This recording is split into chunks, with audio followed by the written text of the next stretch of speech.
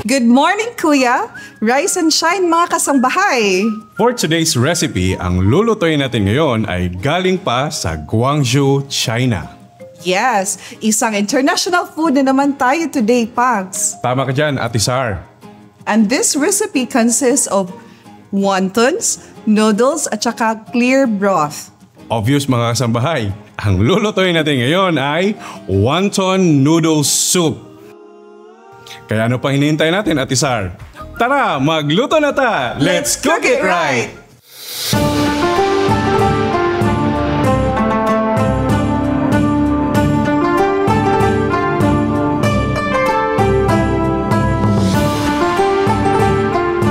Mga kasambahay, ang wonton ay consist of dumplings filled with seasoned minced pork and shrimp. Yes, at ang noodles naman, ang usual na ginagamit ay egg noodles. Kaya tara, simulan na natin.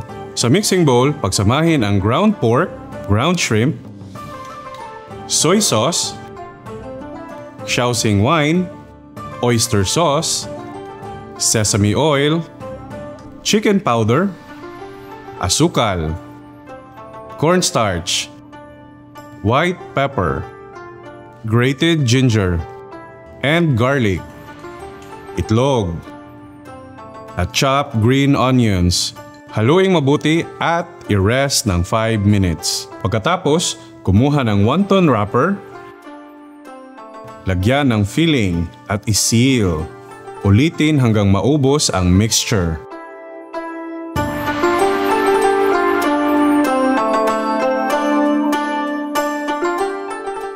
Ngayon naman, lutuin natin ang noodles.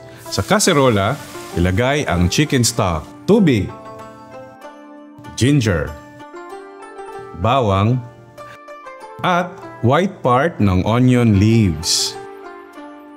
Pakuluan sa high heat. Kapag kumulo na, timplahan natin ng oyster sauce, fish sauce, konting MSG. Haluin. Tapos alisin ang mga aromatics. Habang kumulo ang sabaw, lutuin natin ang noodles ayon sa packaging instructions. At sa packaging instructions ng ating noodles ay nasa 3 to 5 minutes. Ilagay sa serving bowl. I-blanch ang bok choy ng 20 to 30 seconds. Then, ilagay din sa bowl. Lutuin ang dumpling sa kumukulong tubig ng 5 minutes. Pag lumutang, hintayin pa ng 1 minute, then ilagay sa bowl. Lagyan ng sabaw. Tapos, chili sauce, fried shredded squid, sesame oil. At i-garnish ang green onion leaves. Ayan, luto na ang ating wonton noodle soup. Alam niyo ba na the word wonton comes from the Cantonese wonton? Ang ibig sabihin, swallowing clouds. Wow! Kaya parang swallowing clouds dahil sa mga dumplings na parang clouds na lumulutang sa sabaw. Correct ka dyan, Pags. Kaya ano pa, Ate Sara? Tikman na natin.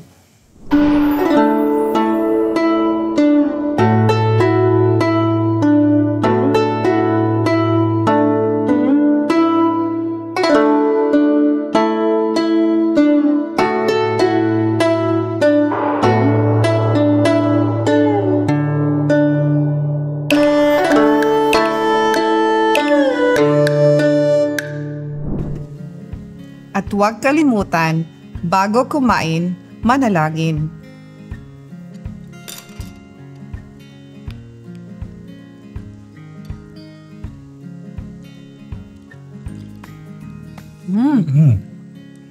Sarap.